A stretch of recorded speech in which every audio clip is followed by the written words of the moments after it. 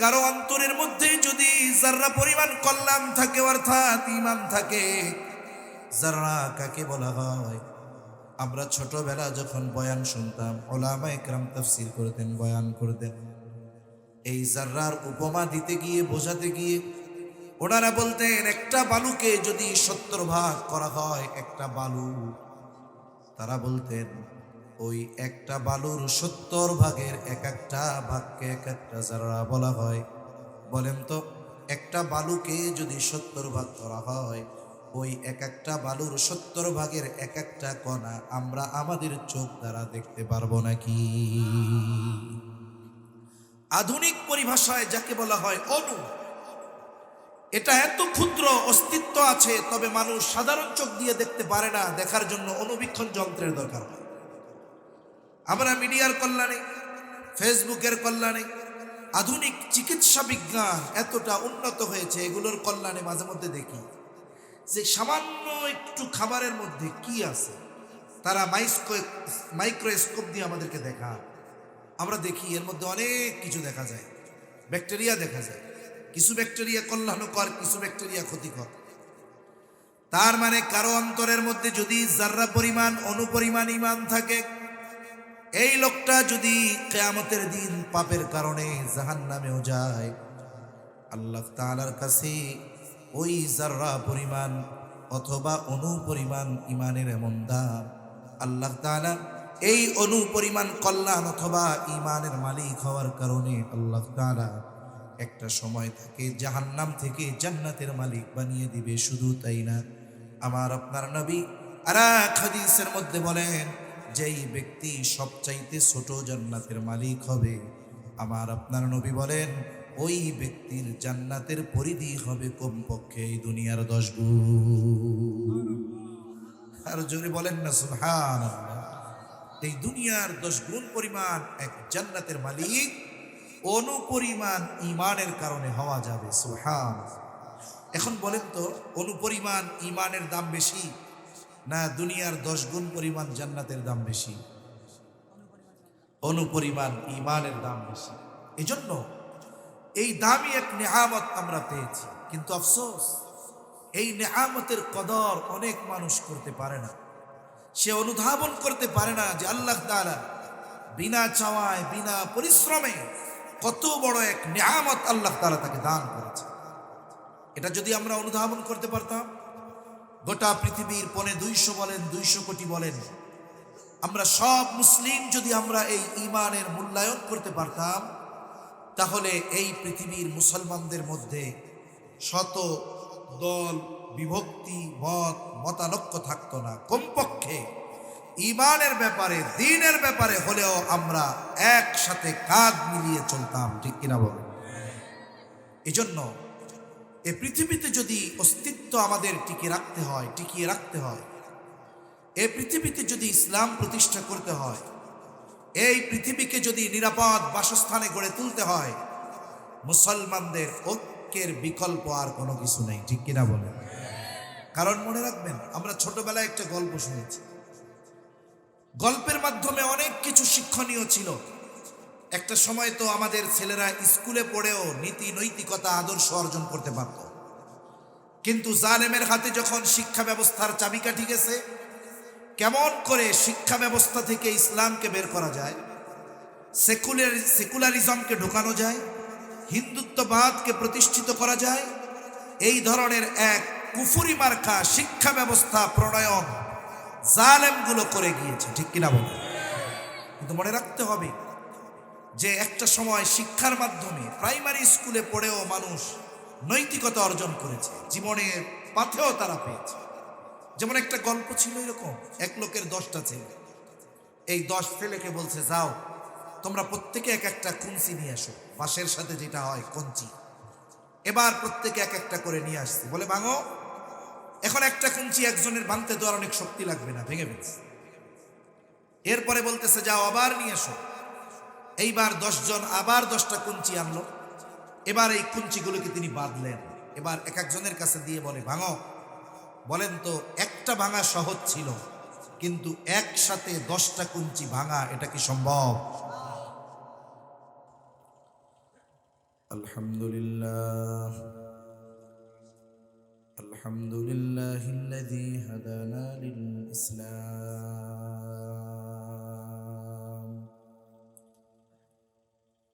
الذي نزل القرآن هدى للناس وبينات من الهدى والفرقان، وخلق الإنسان وكرمه وعلمه من البيان ما لم يعلم، فسبحان الذي لا يحصى امتنانه باللسان ولا بالقلم، ونشهد أن لا إله إلا الله وحده لا شريك له،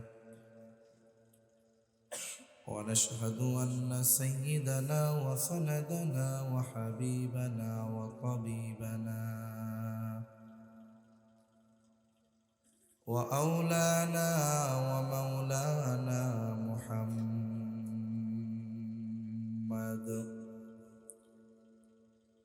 صلى الله تعالى عليه وعلى آله وأصحابه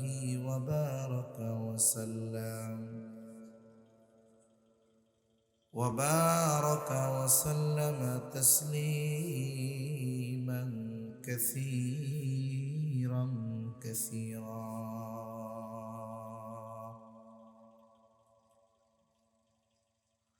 أما بعد، فأعوذ بالله من الشيطان الرجيم. بسم الله الرحمن الرحيم.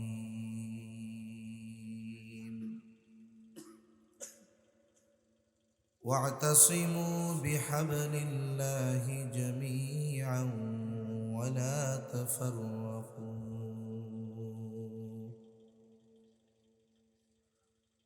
واذكروا نعمة الله عليكم إذ كنتم أعداء فألف بين قلوبكم فأصبحتم بنعمته إخوانا. وقال تعالى: اليوم أكملت لكم دينكم وأتممت عليكم نعمتي ورضيت لكم الإسلام دينا. وقال رسول الله صلى الله عليه وسلم: تركت فيكم أمرين لن تضلوا ما تمسكتم بهما، كتاب الله وسنة رسوله، أو كما قال النبي صلى الله عليه وسلم. صدق الله العلي العظيم وصدق رسوله النبي الكريم، ونحن على ذلك من الشاهدين والشاكرين، والحمد لله رب العالمين. سبحانك لا علم لنا إلا ما علمتنا إنك أنت العليم الحكيم.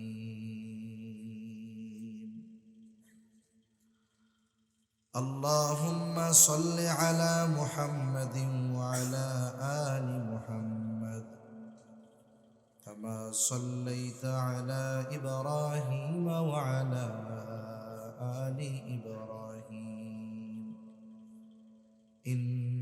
إنك حميد مجيد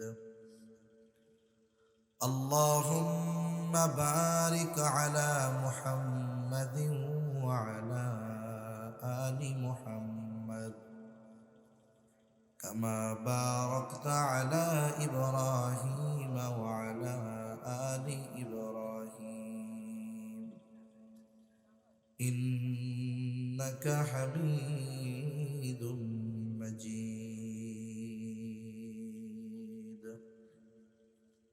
الحمد لله ঐতিহ্যবাহী চট্টগ্রাম জেলার অন্তর্গত সাতকানিয়া থানাধীন বাজালিয়া দক্ষিণ মাহালিয়া তৌহিদি জনতার উদ্যোগে ষষ্ঠতম তাফসীরুল কোরআন মাহফিল। আজকের এই তাফসীরুল কোরআন মাহফিলের সম্মানিত শ্রদ্ধেয় সভাপতি হাফেজ মাওলানা রিদওয়ানুল হক, সম্মানিত খতিব দক্ষিণ মাহালিয়া জামে মসজিদ, প্রধান অতিথি আলহাজ শাহজাহান চৌধুরী, সাবেক সংসদ সদস্য চট্টগ্রাম 15, আমির বাংলাদেশ জামায়াতে ইসলামী চট্টগ্রাম মহানগর, আমন্ত্রিত উলামা ইকরাম, সামনে উপস্থিত মুরব্বিয়ান ইকরাম, সমবয়সী যুবক বন্ধু, স্নেহের ছোট ভাই, মাইকের আওয়াজ যত দূরে যায় নিজ নিজ স্থানে অবস্থানরতা সম্মানিতা শ্রদ্ধা মা ও বোন, আল্লাহ রাব্বুল আলামিনের দরবারে অগণিত শুকর যে মহান মালিক আমাদের হায়াতে বরকত দিয়ে সুস্থ রেখে হাজারো মানুষের মধ্য থেকে যাচাই বাছাই করে হাদিসের ভাষায় এ জান্নাতের বাগানে আসার বসার, কিছু কথা বলবার এবং শ্রবণ করবার তৌফিক যে মহান মানিব দান করেছেন, সে মহান মানিবকে খুশি করার জন্য মোহাব্বতের সাথে জবান খুলে অন্তর থেকে আমরা উচ্চ আওয়াজে একবার কালিমাতুশ শুকর পাঠ করি আলহামদুলিল্লাহ। অগণিত দুরূদ ও সালাম সৈয়দুল আম্বিয়া, আশরাফুল আম্বিয়া, খাতামুল আম্বিয়া, ইমামুল মুরসালিন, রহমাতুল লিল আলামিন মুহাম্মাদুর রাসূলুল্লাহ সাল্লাল্লাহু আলাইহি ওয়াসাল্লামের উপর। আমার আগে হাফেজ মাওলানা কারি মুজিবুল হক সাহেব, খতিব জজকোট জামে মসজিদ বান্দরবান, মুহতারাম খুবই গুরুত্বপূর্ণ আলোচনা করেছেন। আল্লাহ সুবহানাহু ওয়া তাআলা হযরতের আলোচনা যে যতটুকু শুনেছে, আলোচনাকে স্মরণ রেখে আমলের কথাগুলো আমলে পরিণত করার তৌফিক আল্লাহ দান করেন বলি আমিন। সাথে সাথে আমার ভাইকে আল্লাহ তাআলা দ্বীনের একনিষ্ঠ খাদেম হিসাবে আল্লাহ কবুল করুন বলি আমিন। সম্মানিত উপস্থিতি, আল্লাহ সুবহানাহু ওয়া তাআলা আমাদেরকে অগণিত নিয়ামত দিয়েছেন। আমরা আল্লাহর গোলাম, প্রতিটা মুহূর্তে মুহূর্তে আল্লাহ সুবহানাহু ওয়া তাআলার নিয়ামত আমরা ভোগ করতেছি। স্বাভাবিকভাবে কিছু নিয়ামত আছে যেগুলো দৃশ্যমান নয়, দেখা যায় না। আমরা আমাদের বুঝের কমতি থাকার কারণে সেই বিষয়গুলো দেখি না, বিধায় গুরুত্ব দেই কম। আমরা দৃশ্যমান বস্তু সমূহকে নিয়ামত হিসাবে বেশি মনে করি। যেমন কেউ যদি টাকা পয়সার মালিক হয়, অনেক গাড়ি বাড়ি হয়, আমরা মনে করি উনি অনেক নিয়ামতের মালিক। কিন্তু টাকা পয়সা, ধন দৌলত, সম্পদ এগুলো ফেরাউন, নমরুদ, হামান, কারুনেরও ছিল, ঠিক কিনা বলেন? কিন্তু আল্লাহ তাআলা আমাদেরকে যেই নিয়ামত দিয়েছেন এটার নাম হলো ঈমান। এই ঈমানের মতো দামি নিয়ামত ওদের দুনিয়ার সম্পদ নসিব হলেও ঈমানের মতো দামি সম্পদ নিয়ামত ওদের নসিব হয় নাই, ঠিক কিনা বলেন? তাহলে আল্লাহ প্রদত্ত আমাদের জন্য সবচেয়ে বড় যেই নিয়ামত, এটার নাম হলো ঈমান। কি জবান খুলে বলেন? ঈমান। ঈমান দেখা যায় না, তবে এটার দাম আল্লাহ তাআলার কাছে সবচেয়ে বেশি। একজন ইমানদারের দাম এত বেশি, এতটা বেশি, মুসলিম শরীফের এক হাদিসের মধ্যে এসেছে, নবীজি সাল্লাল্লাহু আলাইহি ওয়াসাল্লাম বলেন, এই পৃথিবীতে যতদিন পর্যন্ত আল্লাহ আল্লাহ বলনেওয়ালা একজন ব্যক্তি থাকবে, তার মানে আল্লাহ আল্লাহ এই শব্দটা দুনিয়ার কোনো কাফের উচ্চারণ করে না। প্রধান মেহমান আসছে, ঘোষণা দিয়ে দাও।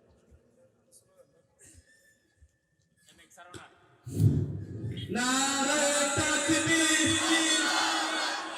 পরবর্তীর আগমন, শুভেচ্ছার স্বাগতম, বাদালিয়াবাসীর পক্ষ থেকে লাল গোলাপ শুভেচ্ছা, বাসিরুল মাহফিলের পক্ষ থেকে আলহাজ শাহজাহান চৌধুরীর আগমন, শুভেচ্ছার স্বাগতম। আলহামদুলিল্লাহ, সুম্মা আলহামদুলিল্লাহ, আমাদের মাঝে উপস্থিত হয়ে ঈমান কি জবান খুলে বলেন।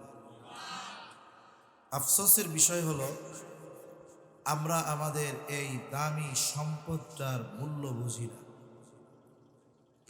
আমরা যদি আমাদের এই দামি সম্পদটার মূল্য বুঝতাম, এই ঈমানের জন্য যত কিছু ত্যাগ করার দরকার নির্দ্বিধায় আমরা ত্যাগ করতে পারতাম। ঠিক কিনা বলুন? সাহাবা ইকরাম ঈমানের জন্য সব ছেড়েছেন, শুধু ঘর বাড়ি ছেড়েছেন, সম্পদ ছেড়েছেন তা নয়, বরং ঈমানের জন্য নির্দ্বিধায় তারা তাদের জীবনকে উৎসর্গ করে দিয়েছেন। রাসূলুল্লাহ সাল্লাল্লাহু আলাইহি ওয়াসাল্লামের এই কাফেলা এমন এক কাফেলা ছিল, এদের কাছে গোটা দুনিয়া একদিকে, এদের ঈমান ছিল আর একদিকে। এখন ঈমানের কেমন দাম? আমরা তো সাধারণত কোনো জিনিসের পরিমাণ ওজনের উপরে নির্ণয় করে তার মূল্য নির্ধারণ করি। যেমন কিছু জিনিস আছে যার মূল্য নির্ধারণ হয় ওজনের মাধ্যমে, কিছু জিনিস আছে যার মূল্য নির্ধারণ হয় পরিমাপের মাধ্যমে। ঈমানের কেমন দাম? রাসূল আকরাম সাল্লাল্লাহু আলাইহি ওয়াসাল্লাম সহিহ মুসলিমের এক হাদিসের ভিতরে নবীজি বলেন যে কারো অন্তরে যদি জবের দানা পরিমাণ কল্যাণ থাকে, মুফাসসিরিন একরাম বলেন, মুহাদ্দিসিন একরাম বলেন, এখানে কল্যাণ দ্বারা উদ্দেশ্য হলো ঈমান। কারণ একটা মানুষের জন্য ঈমানের চাইতে কল্যাণকর আর কোনো কিছু হতে পারে না।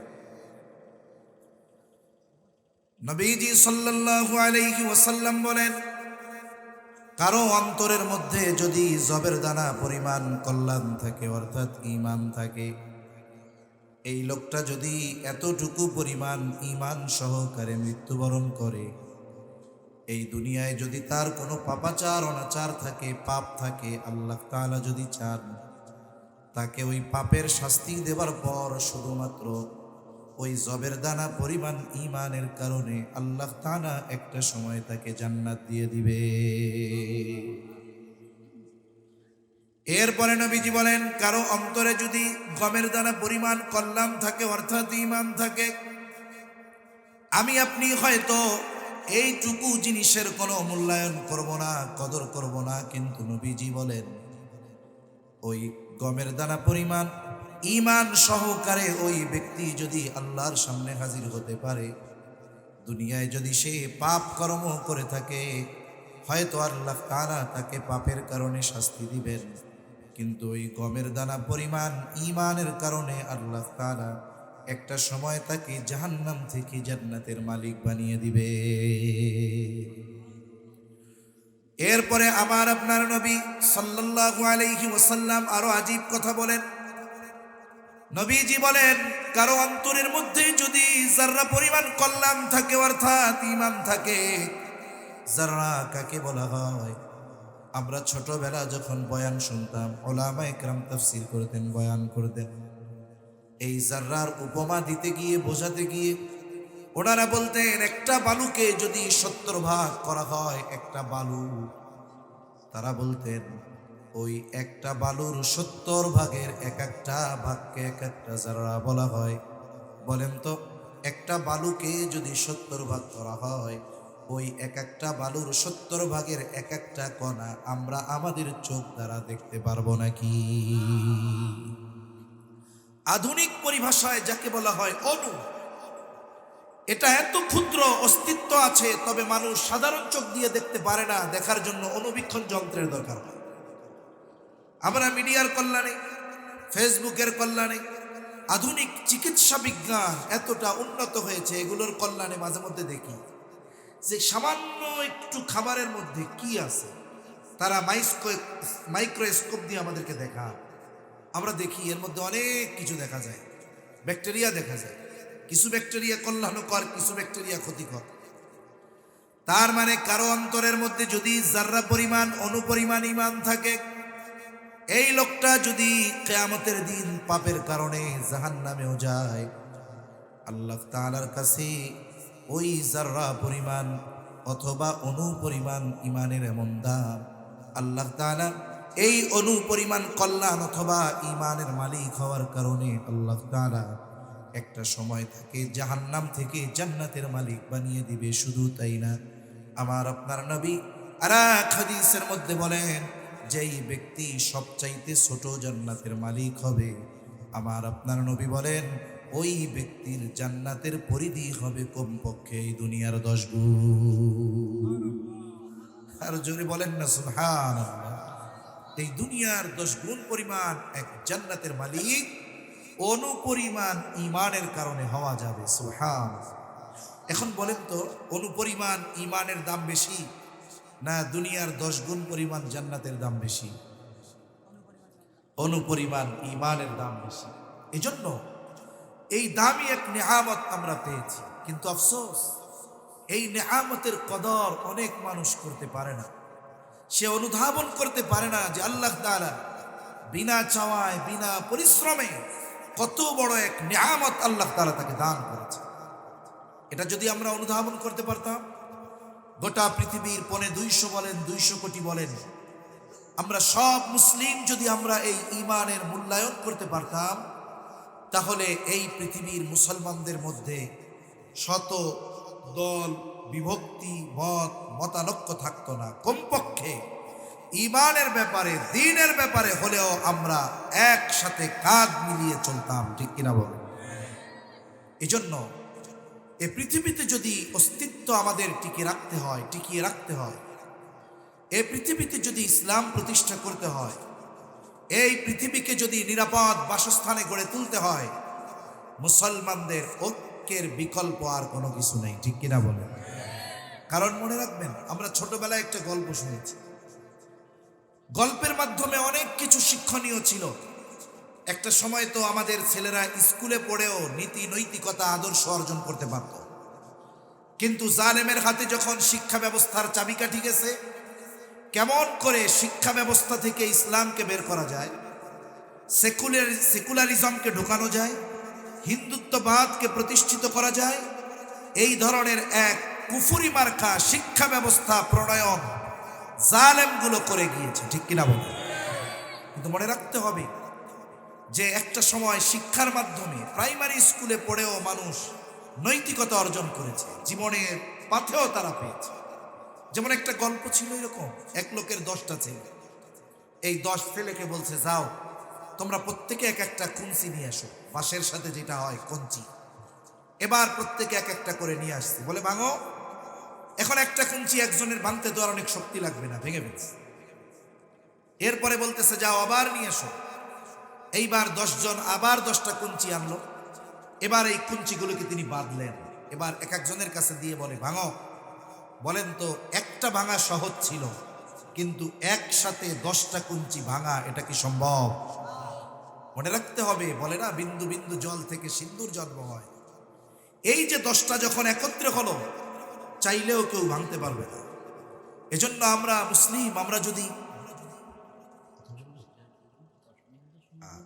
ঠিক আছে, আচ্ছা, তাহলে আমরা যদি 10 কুঞ্চি এক জায়গায় হই, আমরা যদি আলাদা হই, আমাদেরকে জালেম আমাদের উপরে জুলুম করতে পারবে, নিঃশেষ করে দিতে পারবে। কিন্তু আমরা যদি 10 জন একসাথে হই, আমাদেরকে এত সহজে নিঃশেষ করা সম্ভব হবে না ইনশাআল্লাহ।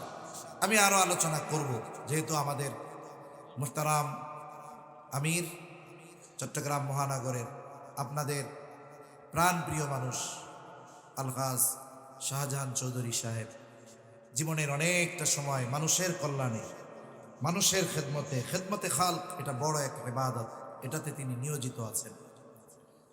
সময়ের সাথে সাথে শারীরিক শক্তি এটা কমে যাবে স্বাভাবিক। এরপরেও এই অসুস্থতা নিয়ে এই রাস্তায় মোটরসাইকেলে চলে আসছেন, এটা আপনাদের প্রতি তার ভালোবাসার বহিঃপ্রকাশ, ঠিক কিনা বলেন? আমরা দোয়া করি আল্লাহ সুবহানাহু ওয়া তাআলা আগামীতেও তাকে আপনাদের সেবা যথাযথভাবে করার সুযোগ আল্লাহ প্রদান করুক বলি আমিন। মুহতারাম, ব্যস্ত মানুষ, উনি কিছু সময় আপনাদের সাথে একটু শুভেচ্ছা বিনিময় করবে, কথা বলবে। এরপরে মুহতারাম ব্যস্ততাজনিত কারণে থাকার ইচ্ছা থাকার পরেও থাকার মতো সুযোগ নাই, উনি অন্যদিকে যেতে হবে। মুহতারাম কথা বলবে, এরপরে ইনশাআল্লাহ আমি আমার বাকি কথা শেষ করবো ইনশাআল্লাহ।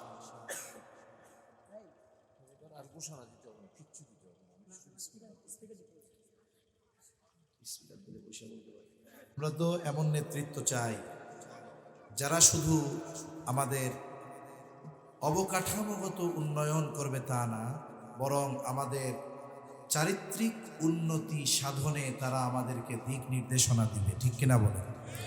সেজন্য মুহতারাম যে কথাগুলো আমাদের বলেছেন আমরা শুনেছি, আমরা এগুলোর উপরে আমল করব ইনশাআল্লাহ, আল্লাহ তৌফিক দান করে। সম্মানিত উপস্থিতি, আমি যে কথা বলতেছিলাম, রাত অনেক হয়ে গেছে, 10 মিনিট বাকি 12টা বাজতে। কারণ গভীর রাত হলে বেনামাজির চাইতে নামাজির চিন্তা আরো বেশি, ঠিক কিনা বলুন? এই জন্য আমি অল্প সময়ের মধ্যে আমি যেই কোরআনুল কারীম থেকে 2 জায়গা থেকে 2টি আয়াতের অংশ তিলাওয়াত করেছি।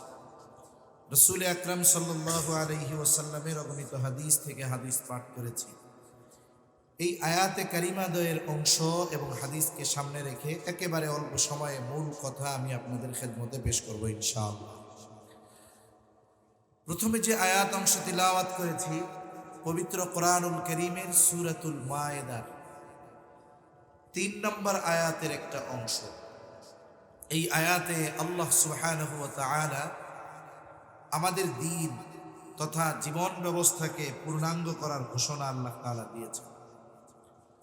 এই আয়াতের তাফসিরে মারিফুল কোরআনের মধ্যেও এসেছে যে হযরত ওমর রাদিয়াল্লাহু তাআলা আনহুর কাছে একদিন এক ইহুদি আসলেন, এসে বলতেছে, খলিফাতুল মুসলিমিন, আপনাদের কোরআনে এমন একটা আয়াত আছে যেটা আল্লাহ তাআলা আপনাদের নবীর উপরে নাজিল করেছেন।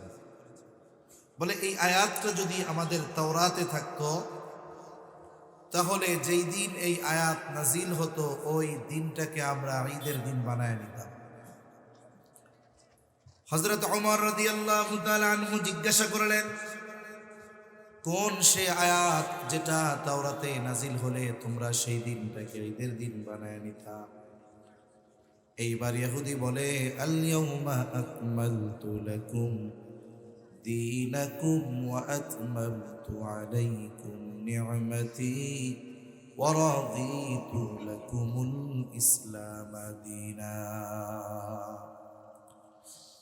আল্লাহ তাআলা এই আয়াতের মধ্যে বলেন, আজকে আমি তোমাদের জন্য তোমাদের দ্বীনকে পরিপূর্ণ করে দিলাম, ওয়া আতমামতু আলাইকুম নি'মাতি, এবং তোমাদের জন্য আমার নিয়ামত সমূহকে আমি পূর্ণ করে দিলাম, ওয়া রাদিতু লাকুমুল ইসলাম দীনা, তোমাদের জন্য দ্বীন হিসাবে ইসলামকেই আমি মনোনীত করলাম। হযরত ওমর রাদিয়াল্লাহু তাআলা আনহু বলেন, এই আয়াত কোন দিন কোথায় কার উপরে নাজিল হয়েছে আমি জানি। বলে এই আয়াত বিদায় হজে আরাফার ময়দানে জুমার দিন মুহাম্মদুর রাসূলুল্লাহ সাল্লাল্লাহু আলাইহি ওয়াসাল্লামের উপরে নাজিল হয়েছে। এইখানে আল্লাহ তাআলা 1 নম্বরে বলেছেন, আজকে আমি তোমাদের জন্য তোমাদের দ্বীনকে পরিপূর্ণ করে দিলাম। দ্বীন শব্দের অর্থ হলো জীবন ব্যবস্থা, তার মানে আমরা আমাদের জীবন কিভাবে পরিচালিত করব আল্লাহ তাআলার পক্ষ থেকে আল্লাহ তাআলা এটাকে পরিপূর্ণ করে দিয়েছেন। তার মানে আমরা যেই জীবন দর্শন গ্রহণ করেছি ইসলাম, বলেন তো এই ইসলাম অপূর্ণাঙ্গ নাকি পূর্ণাঙ্গ জীবন ব্যবস্থা? পূর্ণাঙ্গ জীবন ব্যবস্থা। কিন্তু আফসোস, এই ইসলামকে আমরা সীমাবদ্ধ করে দিয়েছি মসজিদ, মাদ্রাসা, খানকার মধ্যে। মানুষকে যখন বলা হবে যে আপনি নামাজ পড়েন, খুব ভালো মানুষ। মানুষকে যখন বলা হবে রোজা রাখেন, খুব ভালো মানুষ। মানুষকে যখন বলা হবে আপনি নামাজ কায়েম করলেন, এখন আপনি দিন কায়েমের জন্য মেহনত করেন, বলেন তো এই ইসলাম কি শুধু ব্যক্তিগত জীবনে, রাজনৈতিক জীবনে, রাষ্ট্রীয় জীবনে ইসলাম আছে না নাই? জোরে বলেন আছে না নাই? কিন্তু আফসোস, নিজেদেরকে নিজেদের প্রশ্ন করা দরকার যে আমি আমার নামাজ প্রতিষ্ঠার ব্যাপারে যেমন গুরুত্ব দিচ্ছি, আসলে আমি দিন প্রতিষ্ঠার ব্যাপারে আমি কতটুকু গুরুত্ব দিচ্ছি, এটা আমাকে চিন্তা করা দরকার। এজন্য ইসলাম এমন এক জীবন ব্যবস্থা, এটা শুধু নামাজ, রোজা, হজ, যাকাত আমাদের শিখিয়েছে এমনটা নয়, বরং জীবনের প্রতিটা পারতে পারতে, পদে পদে কিভাবে চলতে হবে পরিপূর্ণ দিক নির্দেশনা ইসলামের মধ্যে রয়েছে। আমি আপনি আমার ব্যক্তিগত জীবন কিভাবে সাজাবো ইসলামে আছে। আমি আমার পারিবারিক জীবন কিভাবে সাজাবো ইসলামে আছে। আমি আমার সামাজিক জীবন কিভাবে পরিচালিত করব ইসলামের মধ্যে আছে। আমি আমার অর্থনৈতিক জীবন কিভাবে পরিচালিত করব ইসলামের মধ্যে আছে। আমি আমার রাজনৈতিক জীবন কিভাবে পরিচালিত করব ইসলামের মধ্যে আছে। আমি আমার রাষ্ট্র কিভাবে ইসলামের আলোকে পরিচালিত করব, এই বিষয়টাও পরিপূর্ণ ইসলামের মধ্যে রয়েছে। মনে রাখবেন, ইসলাম একমাত্র তারাই চায় না যারা জালেম, চোর, বাটপাড়ার ধর্ষক যারা, তারা, ঠিক কিনা বলেন? কারণ একমাত্র ইসলাম যদি প্রতিষ্ঠা হয়, গোটা পৃথিবীর মধ্যে শান্তির পরিবেশ তৈরি হবে, এছাড়া সম্ভব নয়। হাজারো মন্ত্র তন্ত্র, সময়ের সাথে সাথে কত কিছুর পরিবর্তন হচ্ছে, সবাই শান্তির জন্য করতেছে। এরা কি করে? শান্তির জন্য মানুষ হত্যা করে, যুদ্ধ করে, কিন্তু শান্তির জন্য, ইসলাম প্রতিষ্ঠার জন্য তারা মেহনত করে না, ঠিক কিনা বলে? বাস্তবিক অর্থে যদি মানুষ শান্তি চাইতো, এরা ইসলামের পদতলে, ইসলামের ছায়া তলে চলে আসতো, ঠিক কিনা বলে? যখন জাহেলিয়াতের সময় ইসলাম ছিল না, ইসলাম পূর্বকালীন সময় মানুষের অবস্থা কেমন ছিল, একটা দুইটা উদাহরণ দেই। মনে করেন রাস্তা দিয়ে একজন গর্ভবতী মেয়ে হেঁটে যাচ্ছে, তার পাশে বসে দুইজন যুবক বলা বলি করতেছে, বলতো এই মহিলার পেটের মধ্যে ছেলে না মেয়ে? দুজনের মধ্যে তর্ক শুরু হয়ে গেল। একজন বলে ছেলে, আর একজন বলে মেয়ে, তবে কারটা সঠিক? এই দুইজনের এই অবস্থা এমন একটা পরিবেশের সৃষ্টি করলো, এক সময় তারা উত্তেজিত হয়ে বলতেছে, এত কিছুর দরকার কি, মেয়েটাকে ধর, পেট ফেড়ে ফেল, এরপরে দেখা যাবে ছেলে না মেয়ে। চিন্তা করে দেখেন, শুধুমাত্র তারা এই কথা, তাদের তর্কাতর্কিকে কেন্দ্র করে একটা গর্ভবতী নারীকে পেট ফেড়ে বাচ্চা বের করে তারা দেখতে দ্বিধাদ্বন্দ্বের মধ্যে পড়তো না, এই মহিলার পেটে ছেলে না মেয়ে। তার মানে দেখুন, প্রকাশ্য দিবালোকে একটা মানুষের জানের যেমন নিরাপত্তা ছিল না, একটা নারীর তেমন সম্মান ছিল না, তারও নিরাপত্তা ছিল না, তার ইজ্জতের নিরাপত্তা ছিল না। কিন্তু ইসলাম আসলো, আমার আপনার নবী, ইসলামের শাশ্বত বিধান যখন মানুষের মধ্যে পরিপূর্ণভাবে বাস্তবিক আমলে পরিণত হলো, গভীর রজনী, সুদূর পথ যদি কোনো নারী একের বেলা, রাতের বেলা একাকী পথ চলতে বাধ্য হতো, বলে একটা যুবক এমন ছিল না ওই নারীর পথরোধ করে সে রাতের বেলা দাঁড়িয়ে যাবে।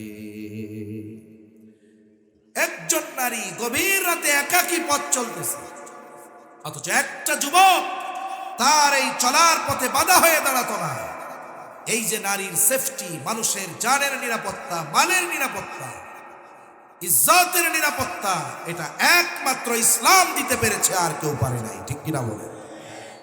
এই জন্য আমরা শান্তি খুঁজি, কিন্তু জায়গা মতো খুঁজি না। একজন লাগাচ্ছে কলা গাছ খুব যত্ন করে, কি গাছ? জোরে বলেন, কি গাছ? এখন আর একদিন জিজ্ঞাসা করে, এত যত্ন করে লাগাও কেন, কি করবা? কয়টা দিয়ে ফার্নিচার বানাইতে চাই। বলেন তো, কলা গাছ যত যত্ন করে লাগাক না কেন, সে যদি এটা দিয়ে ফার্নিচার বানানোর আশা করে, এটা কি কিয়ামত পর্যন্ত সম্ভব? বলে আপনি শান্তি খুঁজেন, কিন্তু জায়গা মতো খুঁজেন না কেন? আপনি শান্তি খুঁজেন অন্যান্য জায়গায় গিয়ে, সেকুলারিজমের মধ্যে আপনি শান্তি খুঁজেন, আপনি আমেরিকার মতাদর্শের মধ্যে শান্তি খুঁজেন, আবার শান্তি খুঁজতে যান পাশের দেশের মতাদর্শের মধ্যে। আপনার ঘরে আপনার কাছে শান্তির সবচাইতে সংবিধান কোরআন থাকার পরেও কেন আপনি শান্তি খুঁজে পাচ্ছেন না? এটা আমাদের চিন্তা করার দরকার আছে না? না, বহু তন্ত্র মন্ত্র অতিবাহিত হয়ে গেছে। মনে রাখতে হবে, ইসলাম যদি আমরা প্রতিষ্ঠা না করি, এই প্রতিষ্ঠার মেহনত যদি আমরা না করি, তাহলে এখনই সময় আমাদের পস্তাতে হবে। ঠিক কিনা বলেন? বাস্তবিক কথা কি জানেন? আমাদের দেশের মানুষ অনেক দলে ভাগ, অনেক মতে ভাগ, কিন্তু যারা মুসলিম এদের অধিকাংশ মানুষ চায় যে ইসলাম প্রতিষ্ঠা হোক। অধিকাংশ মানুষ ইসলাম চায়, যার কারণে আপনি তাকিয়ে দেখেন কোরআনের মাহফিলগুলোর মধ্যে মানুষ স্বতঃস্ফূর্তভাবে আসে, মানুষ কোরআনকে মহব্বত করে, ভালোবাসে। যেই সমস্ত জায়গায় আল্লাহ শব্দটা উচ্চারণ করা যায় নাই, এই সমস্ত ইউনিভার্সিটির মধ্যে আমাদের তরুণ যুবক ভাইরা ব্যাপক পরিসরে সিরাত কনফারেন্স করতেছে, তার মানে এরাও ইসলাম চায়। ঠিক কিনা বলেন? কিন্তু কেন আমরা এই ইসলামী বিধান রাষ্ট্রীয় জীবনে পরিপূর্ণ প্রতিষ্ঠা করার জন্য যেই ধরনের ব্যবস্থাপনা গ্রহণ করার দরকার, কেন আমরা করতেছি? এটা আমাদের ফাইন্ড আউট করা দরকার। এর একটা বিষয় কি, অনেক মানুষ অনেক ধরনের কথা বলে, অনেক জায়গায় মানুষ বলে, সাধারণ মানুষ অনেকে তো বুঝে না। এরা যখন অনেক দল মত দেখে সবাই ইসলাম চায়, তখন বলে আপনারা এত দলে বিভক্ত কেন? আপনারা এক হন, আমরা আপনাদের সাথে আছি। তার মানে দেখুন, সাধারণ মানুষ চায় যে ইসলামপন্থীরা সবাই এক কাতারে চলে আসুক। ঠিক কিনা বলেন? আর এখনই সময় ইসলাম প্রতিষ্ঠা। এখনই সময় আমাদের ছোটখাটো দ্বন্দ্ব দ্বিধা ভুলে এ জাতির কল্যাণের কথা চিন্তা করে, ইসলামের কথা চিন্তা করে আমরা যদি আমাদের ছোটখাটো দ্বিধা দ্বন্দ্ব ভুলে এক কাতারে দাঁড়াতে পারি, ইনশাআল্লাহ আগামীর বাংলাদেশ ইসলামের বাংলাদেশ হবে। ঠিক কিনা বলেন? এটা বাস্তব। বাংলাদেশের বিভিন্ন অঞ্চলে আল্লাহ তাআলা দ্বীনি প্রোগ্রামের কারণে যাওয়ার সুবাদে সাধারণ মানুষের মন মানসিকতা আমরা বুঝতে পারি। এখন কি হবে? আমাদের মুহতারাম শাহজাহান চৌধুরী সাহেব কত সুন্দর কথা বলে গিয়েছেন। শুনুন, আমরা যদি এইবার ইসলাম প্রতিষ্ঠার মিশনে ব্যর্থ হই, মনে রাখতে হবে আল্লাহ তাআলার দরবারে কিয়ামতের দিন আমাদের জবাবদিহিতার কাঠগড়ায় দাঁড়ানো লাগবে। ঠিক কিনা বলেন? কারণ দেখুন, হক এবং বাতিল আস্তে আস্তে পার্থক্য হয়ে যাচ্ছে। দেখেন নাই, একটা সময় যাদেরকে আমরা ইসলাম মনস্কা মনে করতাম, আজকে দেখতেছি এরা আগে যারা ছিল তাদের চাইতে কিন্তু কোনো অংশে কম না। ঠিক কিনা বলেন? এজন্য আমাদের খুব সচেতনতার সাথে অগ্রসর হওয়া দরকার। আমাদের এই বিষয়গুলো বোঝা এখন আর কঠিন কোনো কিছু নাই। চিন্তা করে দেখুন, আমাদের বেশ কিছু কথা আসছে, যেমন আমাদের বাংলাদেশের রত্ন, শুধু বাংলাদেশের না, গোটা পৃথিবীর মধ্যে পরিচিত এক ব্যক্তিত্ব, সকলের নয়নের মণি ডক্টর মিজানুর রহমান আজহারী সাহেব, উনি এক প্রোগ্রামে, মনে হয় আমাদের খুলনা বিভাগীয় প্রোগ্রামে, উনি বলছেন যে একদল খাইছে আর একদল খাওয়ার জন্য রেডি হচ্ছে। এই কথাটা স্বাভাবিকভাবে উনি বলছেন। তা এই কথাটাকে কেন আপনি নিজের মাথায় নিয়ে নেবেন? এক কাজীর দরবারে তুলা চুরির অভিযোগ আসছে। কি চুরির অভিযোগ? এখন তুলা যে কে চুরি করছে, সিসি ক্যামেরা ট্যামেরা তো কিচ্ছু নেই। এখন কাজী বলে অসুবিধা নেই, এটা আমি বের করতে পারব।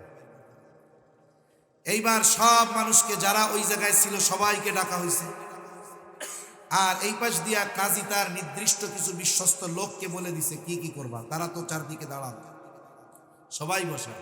কয় তুলা চোরে তো আমি দেখতেছি। হ্যাঁ, এই কথা বলে অন্যদিকে মুখ ঘুরে বলতেছে যে তার মাথায় তো তুলা দেখা যাইতেছে, মানে তার দিকে আর তাকায় নেই। এখন যেটা চুরি করছে অস্ত্র, বুঝেন নাই কথা?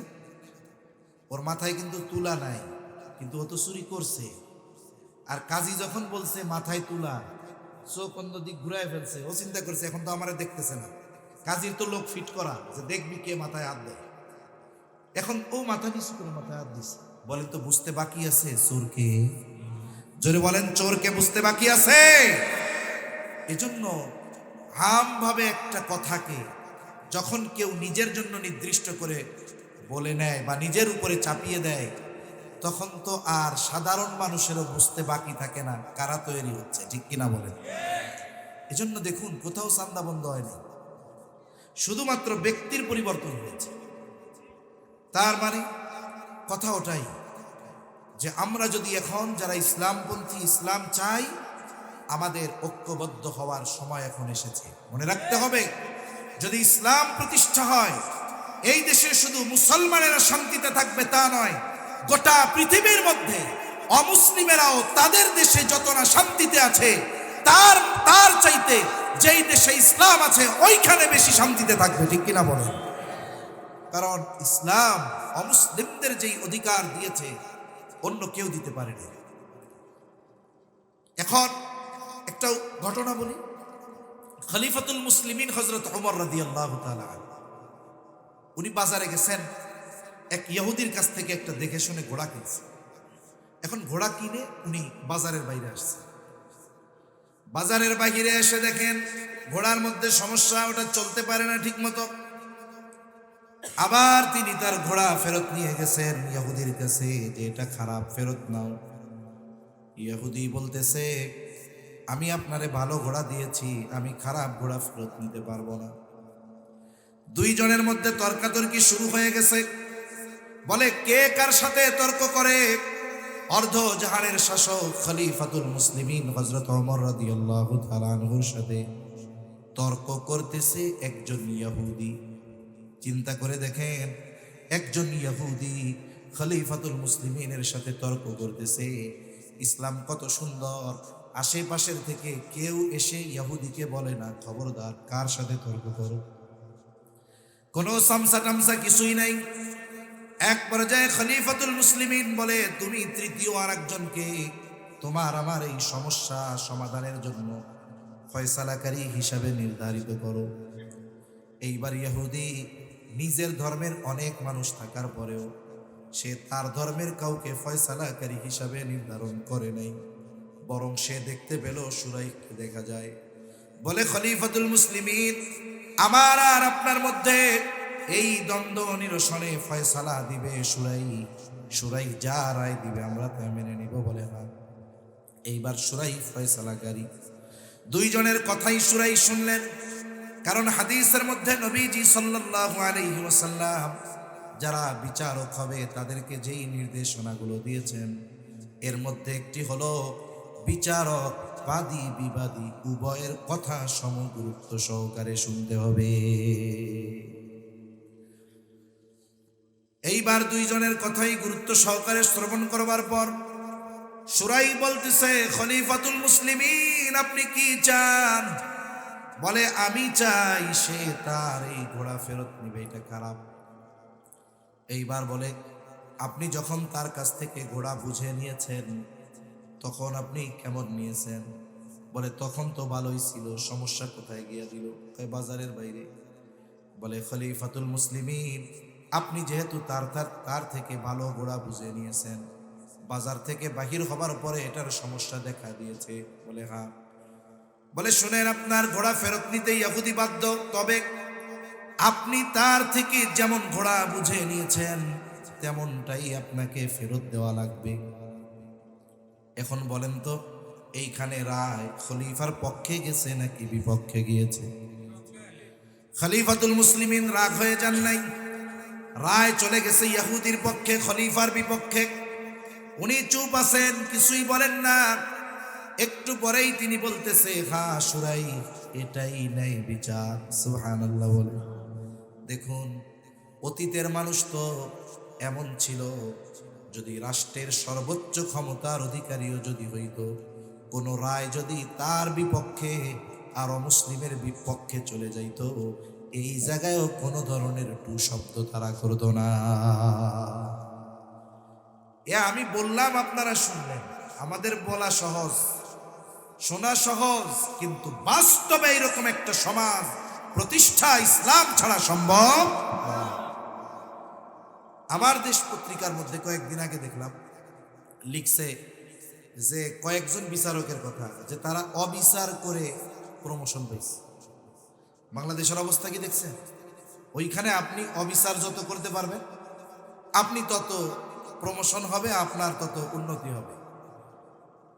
ওলামা একরামকে শাস্তি দিয়ে, ওলামা একরাম নিরপরাধ ওলামা একরাম এর ব্যাপারে শাস্তি কার্যকর করে রায় দিয়ে এরা এক একজন সুপ্রিম কোর্টের বড় বড় বিচারকের পদ বাগায় নিছে। এই হলো অবস্থা। আর ইসলাম যদি থাকে কি হবে? বলে রায় দিছে সুরাই, খলিফার বিপক্ষে গেছে, খলিফা রাগ হয়নি, বরং এই ন্যায় বিচারে তার বিপক্ষে যাওয়ার পরেও সে খুশি। কি বলে?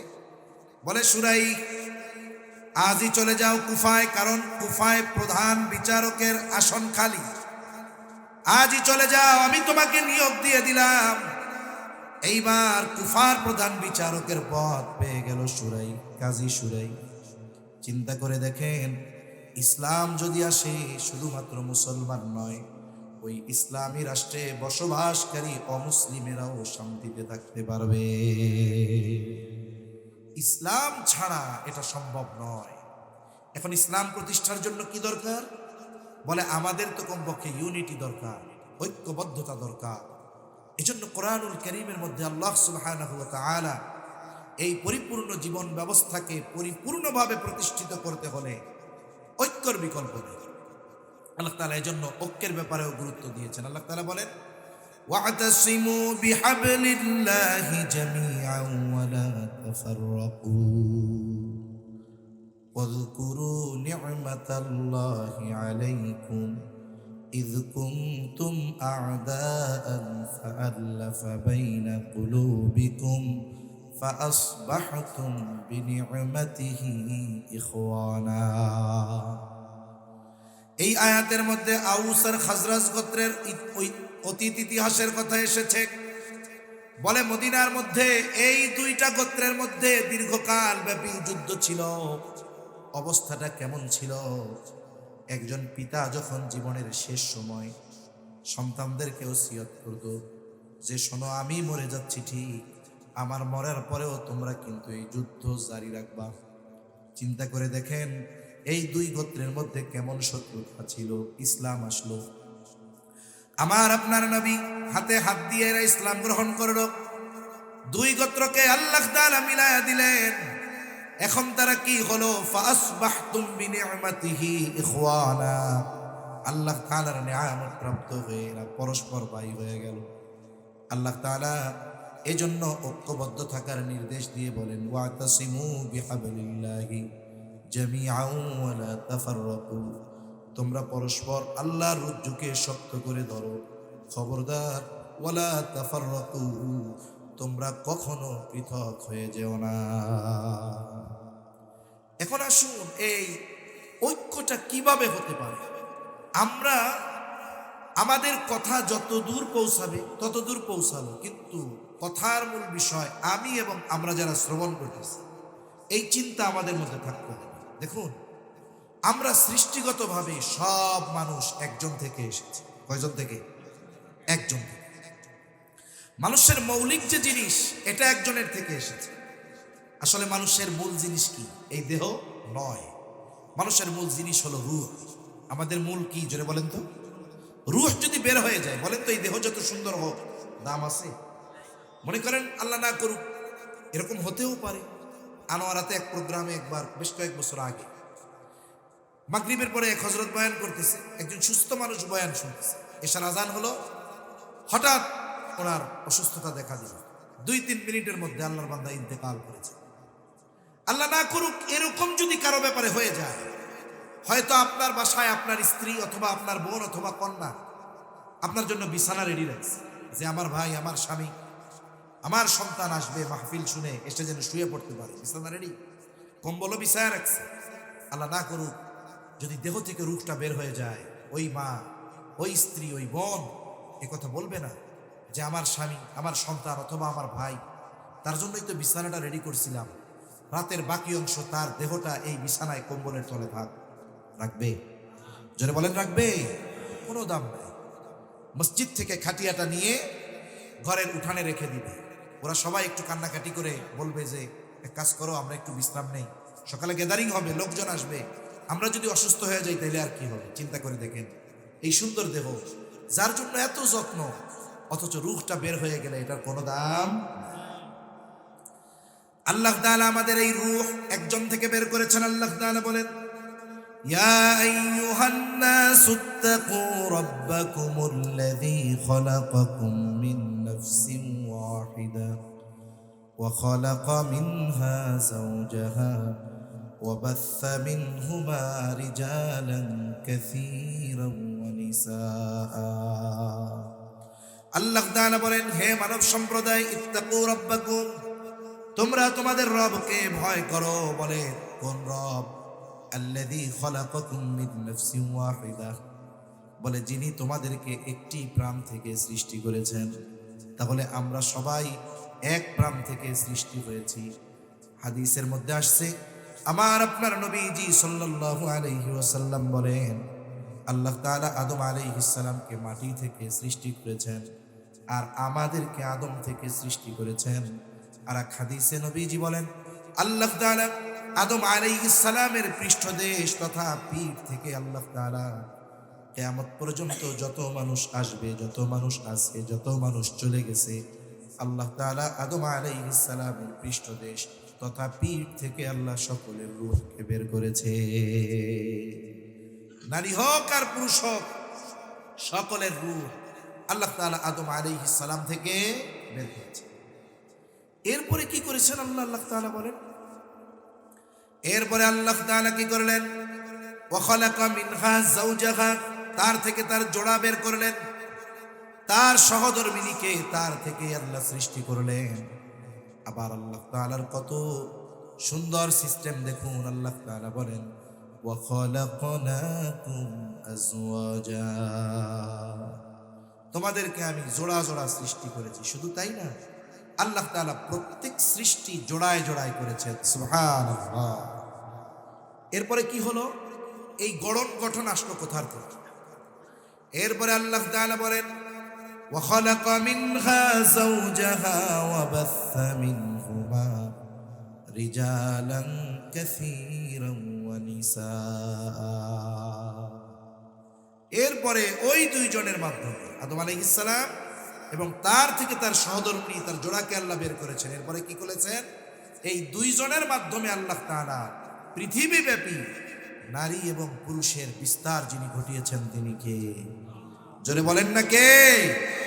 এক সময় তো আমরা সব এক ছিলাম, এরপরে সময়ের পরিবর্তন, আস্তে আস্তে শয়তানের ধোকায় পড়ে কেউ বেঈমান হয়েছে, কেউ বা বিভিন্ন মতাদর্শ গ্রহণ করে ঈমানের সুশীতল ছায়া থেকে তারা বের হয়ে গিয়েছে। এখন আমাদের করণীয় কি? আমরা কি করতে পারি? আমরা এখানে যারা আছে, আমাদের প্রথমে চিন্তা করতে হবে আমাদের মধ্যে সামাজিক ইউনিটি আগে দরকার। আমাদের মধ্যে কি ইউনিটি দরকার? কেন? বলে এক সমাজে মুসলিমের সাথে অমুসলিমও বসবাস করে কি করে না। এজন্য আমি সামাজিক বিষয়টা আগে বললাম। সামাজিক ইউনিটি আমাদের দরকার। পৃথিবীর অনেক দেশ, অনেক পৃথিবীর ইতিহাসে এমন দেখা যায় যে দেখুন, সুলতান মাহমুদ গজনবী ভারত আক্রমণ করেছে, তখন তো মুশরিকদের আস্তানা, এখনো আস্তানা।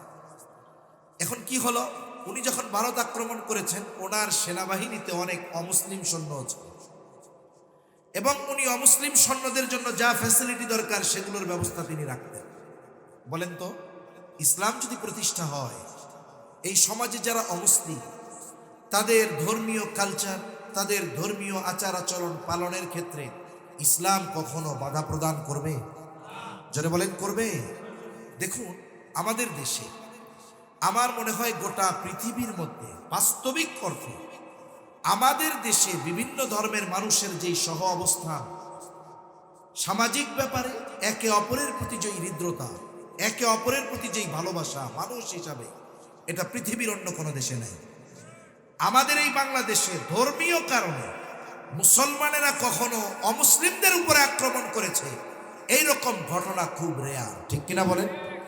যদিও প্রথমে এই ঘটনাগুলোকে ধর্মীয় প্রলেপ দেওয়া হয়, যে মুসলমানেরা ধর্মীয় কারণে মন্দির ভাঙছে, কিন্তু যখন সুষ্ঠু তদন্ত হয়, সিসি ক্যামেরার ফুটেজগুলো যাচাই বাছাই করা হয়, দেখা যায় হয়তো নির্দিষ্ট কোনো দলীয় লোক অথবা ওদের ধর্মের লোক ওদের উপাসনালয় ভেঙে বিশৃঙ্খলা সৃষ্টির অপচেষ্টা তারা করেছে। ঠিক কিনা বলেন?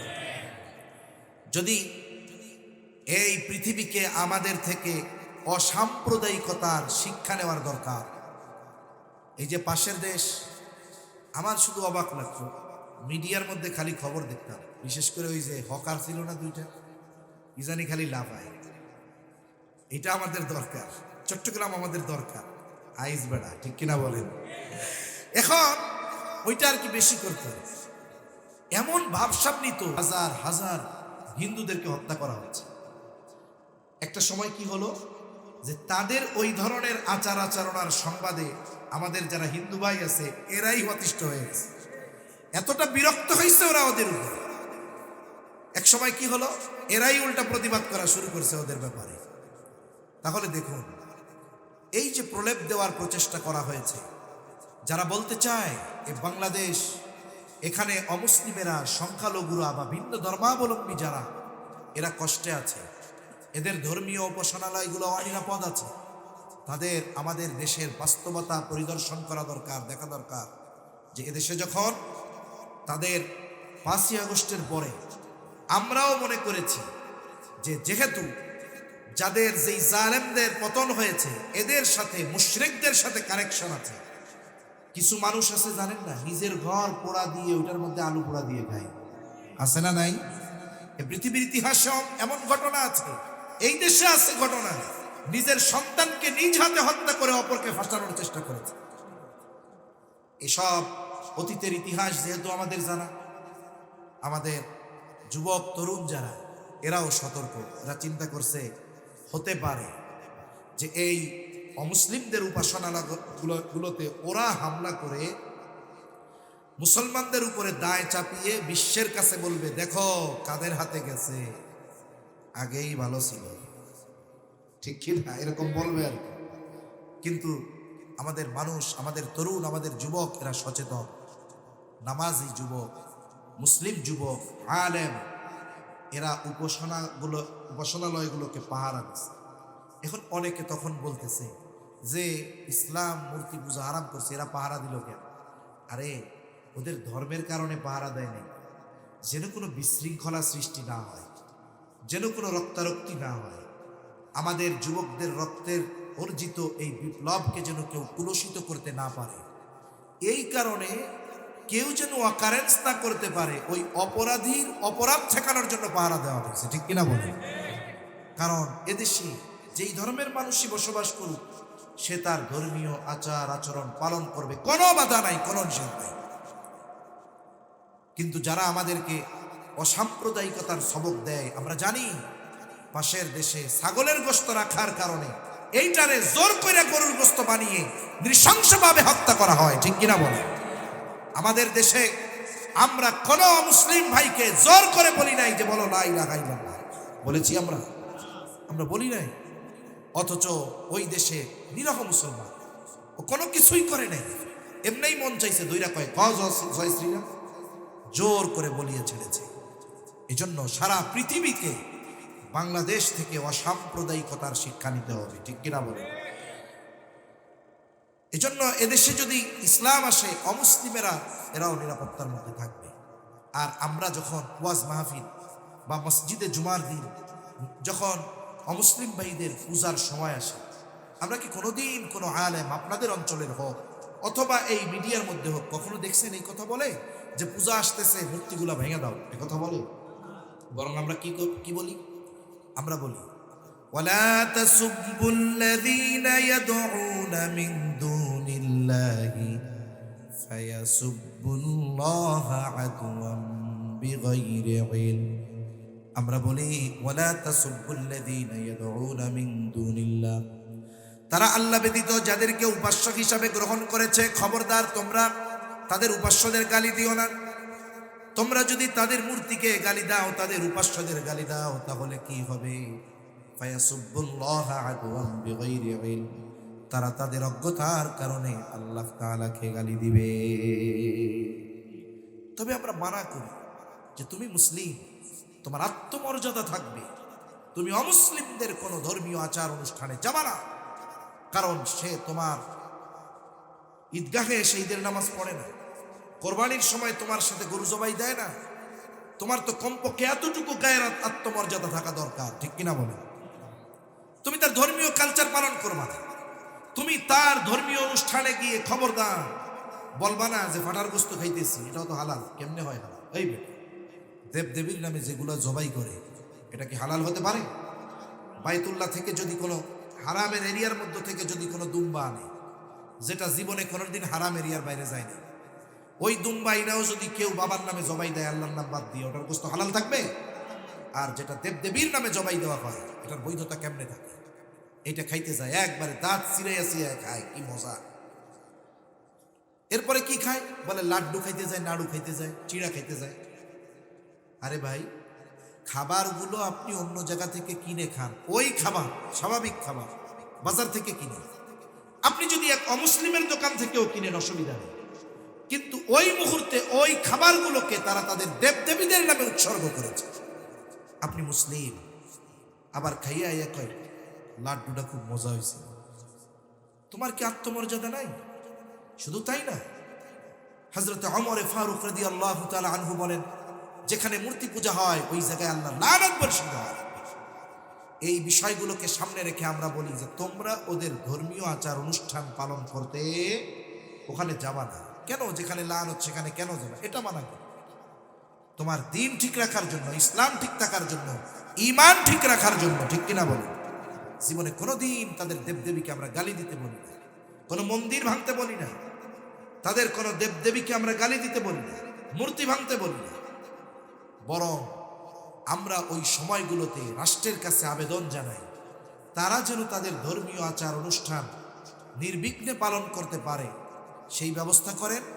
সাথে সাথে এটাও দরকার ছিল, মুসলমানের কোনো ফুলা গেলে একবারে লাঠি দিয়ে পিটায় বাড়াই দিবে, তোরই যে দরকার তো এটা ছিল, ঠিক কিনা? সেজন্য ইসলাম যদি আসে সামগ্রিকভাবে মানুষের মধ্যে যে ইউনিটি, মানুষের মধ্যে যে হৃদ্রতা, ভালোবাসা, মহব্বত, এটা বাস্তবিক অর্থে প্রতিষ্ঠা হবে। কারণ দেখুন, ইসলাম সামাজিকভাবে ঐক্যের জন্য অমুসলিমদের সাথে কেমন আচরণের নির্দেশ দিয়েছে। রাসূল আকরাম সাল্লাল্লাহু আলাইহি ওয়াসাল্লামের কাছে আয়েশা সিদ্দিকা রাদিয়াল্লাহু তাআলা আনহা বলতেছেন, ইয়া রাসূলুল্লাহ সাল্লাল্লাহু আলাইহি ওয়াসাল্লাম, আমার দুইজন প্রতিবেশী, একজন হলো মুসলিম আর একজন হলো ইহুদি, প্রতিবেশী হিসাবে আমার কাছে কে বেশি হক প্রাপ্য? রাসূল আকরাম সাল্লাল্লাহু আলাইহি ওয়াসাল্লাম এই কথা বলেন নাই, আয়েশা, যে মুসলিম প্রতিবেশী হিসাবে সে তোমার কাছে বেশি হক পাবে। বরং নবীজি বললেন, আয়েশা, তোমার দরজা যার দরজার বেশি কাছে, প্রতিবেশী হিসাবে সে তোমার কাছে বেশি হক প্রাপ্য। তার মানে আমার প্রতিবেশী যদি একজন মুসলিম হয়, সে যদি মুসলিম প্রতিবেশীর চাইতে আমার বেশি নিকটে হয়, প্রতিবেশী হিসাবে এই অমুসলিম আমার কাছে বেশি হক প্রাপ্ত। সুবহানাল্লাহ। একটা সুন্দর সমাজ গঠন তো এভাবেই হয়, সামাজিক ইউনিটি এভাবে হয়। ইসলাম শুধু ইসলামকে কেন্দ্র করে, ধর্মকে কেন্দ্র করে ঐক্যের কথা শিক্ষা দিয়েছে এমনটা নয়, বরং ইসলাম অমুসলিমদেরকে নিয়েও কত সুন্দর সহ অবস্থান করা যায় এর শিক্ষাও একমাত্র ইসলাম আমাদেরকে দিয়েছে, ঠিক কিনা বলুন? সেজন্য আমরা যদি সামাজিক ঐক্য চাই, তাহলে আমাদের কি করতে হবে? আমাদের সমাজে যত ধরনের মানুষ আছে, যত ধর্মের মানুষ আছে, আমরা মানুষ হিসাবে তাদের যেই হক সেগুলো আমরা আদায় করব। কারণ এই পৃথিবীতে প্রত্যেকটা মানুষের উপরে মানুষের হক আছে। মনে করেন আমি আপনাদের এখানে জীবনেও আসি, আমার কোনো আত্মীয় নেই, কিন্তু একজন বয়সে আমার যে বড়, উনি যদি অমুসলিমও হয়, উনি আমার বয়সে বড় হওয়ার কারণে উনি আমার কাছে ভালো ব্যবহার পাবে, এটা তার হক, ঠিক কিনা? এজন্য মুসলিম হোক চাই অমুসলিম হোক, আমার আপনার চাইতে বয়সে যিনি বড়, এই বয়সে বড় হওয়ার কারণে, ধর্মীয় কারণ তো সেটা থাকলো এক পাশে, বয়সে বড় হওয়ার কারণে আমরা তাকে রেসপেক্ট করব, সম্মান করব, বলেন ইনশাআল্লাহ। শুনুন, ইসলাম এমন এক জীবন ব্যবস্থা এর সৌন্দর্য এতটা বেশি, আর এই সৌন্দর্য বেশি ফুটে উঠে মানুষের চারিত্রিক বিষয়াবলীর কারণে, আচরণগত কারণে। এজন্য অমুসলিম যারা আছে আমরা তাদের প্রতি ভালো আচরণ করব, ইসলামের সৌন্দর্য তাদের সামনে প্রেজেন্ট করব। যেমন দেখুন, ইসলামকে ইসলাম বিদ্বেষীরা মানুষের সামনে কেমনে প্রেজেন্ট করে। এই বাংলাদেশে দৈনিক হাজার হাজার মাহফিল হয়। যদি 1000 মাহফিল হয়, কথার কথা, আমার মনে হয় 1000-এর মধ্যে 5টা মাহফিলে ওয়াইজ যারা আছে এরা উল্টাপাল্টা ওয়াজ করে। কিন্তু 1990টা মাহফিল দেখা যাবে একেবারে ইসলামের সুন্দর কথাগুলো বলা হয়।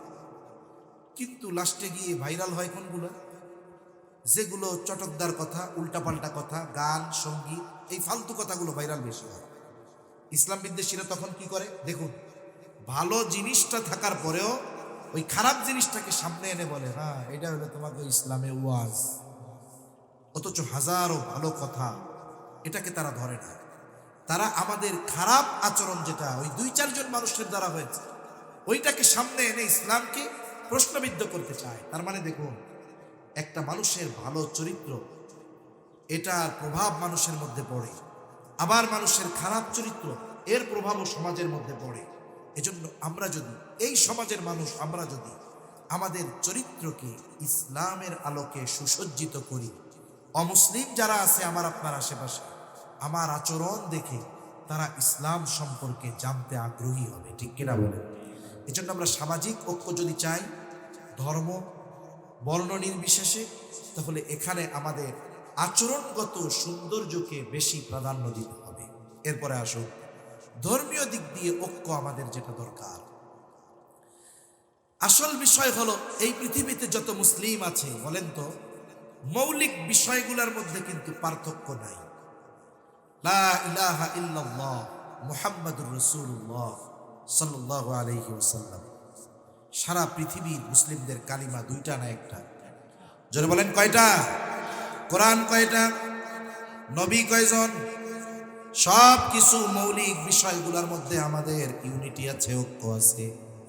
তবে এই ঐক্যকে আরো মজবুত করার দরকার। একজন কালিমাওয়ালা ভাই যে কঠিন শিরিকের সাথে জড়ায়া যায় নাই, মানে এমন শিরিক যেটা তার ঈমানকে বিনষ্ট করে দেয়, এই ধরনের শিরিকের সাথে যারা জড়ায়া যায় নাই, বলে এই ধরনের কালিমাওয়ালা সকল ভাইয়ের মধ্যে বন্ধনকে অটুট করতে হবে। দল দেখা যাবে না, কে কোন দল, কে কোন মত, টুপি আছে না দাড়ি আছে না টুপি মাথায় দেয় না পাঞ্জাবি পরে প্যান্ট পরে, এটার হিসাব আগে করে। যারা আল্লাহর একত্ববাদে বিশ্বাসী, আল্লাহর সাথে শিরিক করে না, এই মানুষগুলোর মধ্যে হৃদ্রতার বন্ধনকে দৃঢ় করতে হবে। এই ঢিলে ঢালা বন্ধন থাকলে চলবে না, তাহলে ছুটে যাবে বন্ধন। আর যদি আমরা সীসা ঢালা প্রাচীরের ন্যায় একে অপরকে জড়িয়ে ধরে দাঁড়িয়ে থাকতে পারি, তাহলে হাজারো বাধা বিপত্তি যদি আসে আমাদেরকে বিভক্ত করতে পারবে। এজন্য তাফসীরে ইবনে আব্বাস বলতেছে, তোমরা আল্লাহর রজ্জুকে শক্ত করে ধরো, ওয়াতাসিমু বিহাবলিল্লাহি জামিআন ওয়া লা তাফাররাকু, খবরদার তোমরা পৃথক হও না। তাফসীরের মধ্যে আসছে, এখন রজ্জুটা কি, আল্লাহর রশিটা কি? কোরআন আর সুন্নাহ, কোরআন আর হাদিস, এই 2টাকে সামনে রেখে আমরা যদি মুসলিমরা যদি ঐক্যবদ্ধ হয়ে যায়, কোরআন সুন্নাহকে সামনে রেখে, এর বাইরে যে ছোটখাটো ইখতিলাফগুলো আছে, ছোটখাটো বিষয়গুলো আছে, এগুলোকে এক পাশে রেখে দ্বীনের স্বার্থে, দ্বীন কায়েমের স্বার্থে কোরআন সুন্নাহর মৌলিক বিষয়গুলোকে সামনে রেখে আমাদের মধ্যে যদি ধর্মীয় ঐক্য সৃষ্টি হয়ে যায়, আমি আশা করি আগামীর বাংলাদেশে ইসলাম প্রতিষ্ঠা হবে, এটা ঠেকানোর মতো কেউ নাই, ঠিক কিনা বলে? কিন্তু আমরা ছোটখাটো বিষয় নিয়ে অনেক দূরত্বে চলে যাই। একেবারে দেখা যাবে একটা মুস্তাহাসান বিষয় বা নফল একটা বিষয়, এটাকে কেন্দ্র করে আমাদের মধ্যে খুনোখুনির মতো অবস্থা হয়ে যায়। শয়তান তো এটাই চায়, ওরাও এটাই চায় যে এই বিষয়গুলো নিয়ে ওরা মারামারি করে। অথচ দেখুন সমাজে বেনামাজি বলা, সুদখোর বলা, এর সাথে কোনো গ্যাঞ্জাম নেই, ঠিক কিনা বলেন? হাত কোথায় ভাঙতেছে এটা নিয়ে খুনোখুনি হয়ে যাচ্ছে। একজন মানুষের সব ঠিক আছে, কেউ দাঁড়ায় সালাম দিবে, কেউ বৈশা সালাম দিবে, এটা নিয়ে খুনোখুনি হয়ে যাচ্ছে। এই ছোটখাটো বিষয় নিয়ে মারামারি, দ্বন্দ্ব, হানাহানি, কিন্তু সমাজে সুদখোর, ঘুষখোর, দুর্নীতিবাজ এগুলো ভরা, এগুলো নিয়ে কোনো দ্বন্দ্ব নেই, দ্বন্দ্ব এগুলো। এজন্য আমাদের এই ছোটখাটো বিষয় যদি কনসিডার না করতে পারি, আমরা যদি এই ছোটখাটো বিষয়ের ক্ষেত্রে সহনশীল না হতে পারি, তাহলে দেখুন ধর্মীয় ঐক্য, রাষ্ট্রীয় ঐক্য এটা বহুদূর, এটা স্বপ্নের মতো একটা বিষয় হয়ে যাবে। এজন্য আমরা আমাদের মধ্যে ছোটখাটো বিষয়ের যে মতানৈক্য ওটা থাকবে। সাহাবায়ে কেরামের মধ্যে মতানৈক্য ছিল, তাবেঈনদের মধ্যে মতানৈক্য ছিল। এই পৃথিবীর সুপ্রসিদ্ধ 4টি মাযহাব আমরা অনুসরণ করি, ইমাম আবু হানিফা রাহমাতুল্লাহি আলাইহির মাযহাব, এগুলো কোরআন সুন্নাহর আলোকে প্রতিষ্ঠিত। যেই বিষয়গুলো একেবারে সুস্পষ্টভাবে কোরআন সুন্নাহর মধ্যে সমাধান নাই, এই সাধারণ বিষয়গুলো নিয়ে ওনাদের মধ্যে ইখতিলাফ। দেখুন বাইতুল্লাহ যখন আমরা যাই, ওইখানে গিয়ে কি দেখি, বলে হাত এই জায়গা বাজছে, এই জায়গাও বাজছে, আমাদের মতোও বাজছে, কেউ সাইডা দাঁড়ায় রয়েছে, ঠিক কিনা বলে, কেউ আমিন জোরে কয়, কেউ আসতে না। এখন দেখুন ওই জায়গার সৌন্দর্যটা একটু খেয়াল করে, কেউ কাউকে আমরা কিছু বলি না। কারণ কি? কারণ ওই জায়গায় একটা পরিবেশ তৈরি হয়ে গেছে, জোরে আমিন আসতে হবে। আসলে এর ইখতিলাফ কি বলে যারা ফুকাহায়ে কেরাম, এখানে ইখতিলাফটা মূলত জোরে আমিন বলা উত্তম না আস্তে বলা উত্তম, এটা হলো মূল বিষয়। আমিন বলা সুন্নাত, এখন জোরে বলা উত্তম না আস্তে বলা উত্তম, এটা নিয়ে ইখতিলাফ লাগছে। এখন দেখা যাবে এই বিষয়টা কেউ বলতেছে জোরে না বললে নামাজই হবে না, একদল আছে না এরকম, জোরে বলাই লাগবে, না বললে হবে না। এখন যারা জোরে বলে আমাদের আপত্তি নেই, আপত্তি কোথায়? যে আমি আস্তে বলতেছি, এটা আমার কাছে উত্তম মনে হয়, তুমি জোরে বলতেছো, ঠিক আছে তুমি বলো যে তোমারটাও ঠিক, তবে আমাদের মনে হয় জোরে আমিন বলা উত্তম, তাইলে তো হয়ে গেল। কিন্তু আমাদের সমস্যা হলো আমি আমারটা প্রতিষ্ঠা করার জন্য আমার বিপরীত মতের যেটা, সেটার সাথেও সুস্পষ্ট দলিল থাকার পরেও ওইটাকে আমরা একবারে ইগনোর করে দিতে চাই, এটা কিন্তু কখনো সমুচিত নয়। তাহলে আমাদের যে ইউনিটি এটা নষ্ট হবে।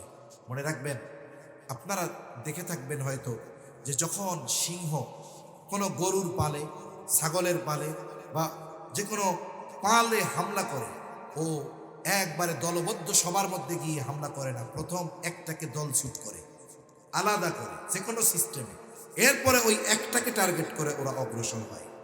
এজন্য ইসলাম বিদ্বেষী যারা, ওরা আমাদের মধ্যে ঐক্য বিনষ্ট করতে চায়, আমাদের পারস্পরিক হৃদ্রতা, মোহাব্বত, ভালোবাসা এটা তারা দূর করে দিতে চায়।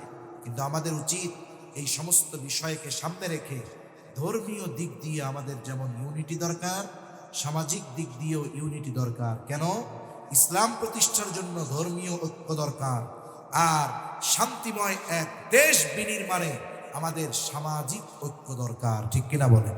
এদেশ আমরা যখন বিনির্মাণ করব, ইসলামের আলোকে যখন গড়ে তুলতে চাইব, এদেশে আমাদের অমুসলিম ভাইরাও আমাদের সহযোগিতা করবে ইসলামের সৌন্দর্য প্রদর্শন করে। এজন্য আমাদের এই বিষয়টা মনে রাখতে হবে, দল মত নির্বিশেষে সব কিছু বাদ দিয়ে আমাকে আমার দেশ এবং ইসলামকে একদিকে রাখতে হবে। মনে রাখতে হবে দেশের ব্যাপারে, ইসলামের ব্যাপারে এখানে কোনো দলকে যদি আমরা প্রাধান্য না দেই, আমার ইসলামের উপরে আঘাত এসেছে, কে কোন দলের এটা বুঝি না, আমরা সম্মিলিতভাবে এই বিষয়ের প্রতিবাদে যদি নামি, দেখবেন ইসলাম বিদ্বেষী যারা, এরা লেজ গুটিয়ে পালাতে বাধ্য হবে, ঠিক কিনা বলেন? এরপরে দেশের ব্যাপারে মনে রাখতে হবে আমাদের উপরে শকুনের থাবা, আমাদের উপরে ভারতীয় আগ্রাসন। মোটামুটি বলতে গেলে পত্রপত্রিকায় যা পড়ি, অঘোষিতভাবে একটা অঙ্গরাজ্য প্রায় বানাইয়াই ফেলতেছিল, ঠিক কিনা বলেন? আমাদের সার্বভৌমত্বের উপরে এই আঘাত, লাখো লাখো মানুষের রক্তের বিনিময়ে অর্জিত এ স্বাধীনতা। এরপরে এই দেশের জন্য সর্বশেষ যারা সবচেয়ে বড় ত্যাগ স্বীকার করেছে, আমাদের তরুণ যুবক ছাত্র জনতা। একটা কথা ঠিক মনে রাখবেন, এখন বিড়ালের অত্যাচারে ইঁদুরদের অবস্থা খারাপ। ইঁদুররা মিটিংয়ে বসছে যে বিড়াল যে আসে টের তো পাইতে, একজন বুদ্ধি দিছে, এক কাম করো, বিড়ালের গলায় একটা ঘন্টা পরায় দাও, আইলেই তাইলে আগের থেকে টের হয় না। এখন সর্বশেষ বলে যে ঘন্টা পরাইলে তো সমাধান হইল, কিন্তু ঘন্টাটা পরাবে কে? ঠিক কিনা বলেন? বুদ্ধি সবাই দিতে পেরেছে, বাংলাদেশের বড় বড় দল পদক্ষেপ নিতে পেরেছে, সফলতা অর্জন করতে পারে নাই। এই বিড়ালের গলায় ঘণ্টা পরানোর দায়িত্ব আমাদের যুবক কিশোর ছাত্ররা পালন করেছে, ঠিক কিনা বলেন? এজন্য তাদের এই ত্যাগ অস্বীকার করার কোনো উপায় নাই। যেই বয়সে পাবজি খেলার মধ্যে থাকার কথা ছিল, মায়ের কোল থেকে বের হয়ে জালেমের বুলেটের সামনে এরা বুক পেতে দিয়েছে। আবার যদি এই দেশ আর এক জায়গায় টেন্ডার দিয়ে ক্ষমতার মসনদে বসার আশা যদি কেউ করে, মনে রাখতে হবে হাজারো প্রোটোকল দিয়ে চতুর্দিক দিয়ে জালেম ঘিরেছিল তাকে সাহায্য করার জন্য। সে যেহেতু ক্ষমতার মসনদে টিকে থাকতে পারে নাই, নতুন করে যদি আবার জালিমের বেশে কেউ এদেশে বসতে চায়, এদেশের ছাত্র জনতা তাদেরকে আগের চাইতে আরো করুণ পরিণতিতে এই দেশ তাদের ত্যাগ করতে বাধ্য করাবে, ঠিক কিনা বলে? সেজন্য সতর্ক থাকতে হবে। এটা মনে করার কোনো সুযোগ নাই যে আমরা মনে হয় শেয়ার পেয়ে গেছি, এটা মনে করার কারো সুযোগ নেই। কারণ এখন মানুষ খুব সচেতন, ইনশাআল্লাহ আগামীতে মানুষ নেতা নির্বাচন করবে নেতার আচার আচরণ আর আখলাক দেখে, ঠিক কিনা বলেন? এজন্য আপনারাও পরিশুদ্ধ হয়ে যান। আমরা তো চাই যে বাংলাদেশে যারা আছে সবাই নিজেদের পরিশুদ্ধ করে তারা মসজিদে ইমামতি করুক, পার্লামেন্টেও সংসদ সদস্য হোক। আমরা চাই কি চাই না? ভাই আমরা চাই না? এই যে মনে করেন আপনাদের প্রাণের মানুষ আলহাজ শাহজাহান চৌধুরী সাহেব কত সুন্দর কথা বলে গেলেন। উনি আপনাদেরকে কোনো বিষয়ে বা কোনো দলের বিরুদ্ধে কারো বিরুদ্ধে উস্কানি দিয়ে গেছেন, বরং চরিত্র সুন্দর করার জন্য, আমল পরিশুদ্ধ করার জন্য কিছু দিক নির্দেশনামূলক কথা বলে গেছে। আরে আমি অরাজনৈতিক ব্যক্তি হইয়া যতটুকু গরম বলতেছি উনি ততটুকুও বলেননি। তাহলে আমরা তো এমন নেতা চাই যেই নেতা আমাদেরকে বক্তব্য দিবে কোরআন সুন্নাহ দিয়ে, ঠিক কিনা বলেন? আমরা তো এমন নেতা চাই যিনি বাইতুল মুকাররমের ইমাম হবেন। আপনারা সেই যোগ্যতা অর্জন করেন, তাহলে তো অসুবিধা নাই, আমরা আপনাদের সমর্থন দিব। কারণ আমরা ইসলাম চাই। আপনারা যদি নিজেদের পরিবর্তন করে আপনারাও ইসলাম চান, আপনাদের নেতা মানতে আমাদের কোনো আপত্তি নাই, ঠিক কিনা বলেন? কিন্তু সেকুলারিজমকে প্রতিষ্ঠা করতে চান, ভারতের দালালি করে ক্ষমতায় থাকতে চান, আসতে চান, যদি ওই চিন্তা করে থাকেন তাহলে ওটা ভুলে এদেশের মানুষ কি চায় এটা আগে বুঝেন, ঠিক কিনা বলেন? আর এদেশের মানুষ ইসলাম এখন চায়। এজন্যই বলতেছি যে আমরা যারা ইসলামপন্থী আছি, আমাদের এক কালিমার ভাই যারা আছে, আমাদেরকে সকল মতানৈক্য ভুলে আমাদেরকে একতাবদ্ধ হতে হবে। এখন বলতে পারেন যে আপনি এই জায়গার এই মজলিসে এই কথা বইলা গেলেন, গোটা দেশ কেমনে হবে? শুনুন, আমি একা হলাম আমি, 10 জন মিলে হলাম আমরা, ঠিক কিনা বলেন? আপনি নিজে পরিবর্তন হন, তাহলে পরিবার পরিবর্তন হবে, এরপরে সমাজ পরিবর্তন হবে। কত কিছুই তো পৃথিবীর ইতিহাস আগামী দিন ঘটবে আজকেও কল্পনা করে নাই, ঠিক কিনা বলেন? কিন্তু আগামী দিন আল্লাহ সেটা ঘটায় ছাড়ছে। কিন্তু কি দরকার হয়েছে? কিছু মানুষের ত্যাগ, তিতিক্ষা আর প্রচেষ্টার দরকার হয়েছে, ঠিক কিনা বলেন? আমরাও যদি সেই ত্যাগ স্বীকার করে সেই প্রচেষ্টা অব্যাহত রাখি ইসলাম প্রতিষ্ঠার, আমরা যদি একতাবদ্ধ হয়ে ইসলাম প্রতিষ্ঠার প্রচেষ্টা করি, ইনশাআল্লাহ ওই দিন আসবে যেই দিন পূর্ব দিগন্তে আবার সূর্য উঠবে। ওই দিনটা হবে ইসলামের, ঠিক কিনা বলেন? এজন্য সম্মানিত উপস্থিতি, আমরা আমাদের সামাজিক যেই একতাবদ্ধ ঐক্য এটা বিনষ্ট করব না। আমরা আমাদের ধর্মীয় ঐক্য এটাকে আরো সুসংহত করার চেষ্টা করব। এটা যখন সুসংহত হবে, আমাদের রাষ্ট্রীয় ঐক্য সুসংহত হবে ইনশাআল্লাহ। আল্লাহ সুবহানাহু ওয়া তাআলা আমাদের সকলের একে অপরের প্রতি মোহাব্বত, হৃদ্রতা, ভালোবাসা আল্লাহ বাড়ায় দেন। সকলে বলি আমিন। দেশ ও ইসলামের ব্যাপারে দল মত নির্বিশেষে আমাদের ঐক্যবদ্ধ থাকার তৌফিক আল্লাহ দান করেন। সকলে বলি আমিন। আসলে প্রথম কথা শুরু করলে যেখানে এক কথা থাকে, এরপরে মধ্যে ছুটে গেলে কথার ধারাবাহিকতা হারায় যায়। এরপরেও একেবারে ছড়ানো ছিটানো কিছু কথা আপনাদের খিদমতে বললাম। আল্লাহ সুবহানাহু ওয়া তাআলা ভুল ত্রুটিগুলো ক্ষমা করুন, প্রয়োজনীয় কথাগুলো স্মরণ রাখার তৌফিক আল্লাহ দান করুন। সকলে বলি আমিন। ওয়া আখিরু দাওয়ানা আনিল হামদুলিল্লাহি রাব্বিল আলামিন। আমরা সবাই দুরূদ শরীফ পাঠ করি। আল্লাহুম্মা সাল্লি